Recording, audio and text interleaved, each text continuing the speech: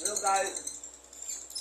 Ito nga mga bago kong pamaraan na pag-iiyaw ng pork chop. Yan, sinabad ko muna siya. Sinabad ko muna. Ngayon, dito ko niluto sa flick na ano, na in-order ko sa Shopee. Ayaw nag-order. Ayan natin ang mga, ayan o. O, ayan o. Ganyan lang. O.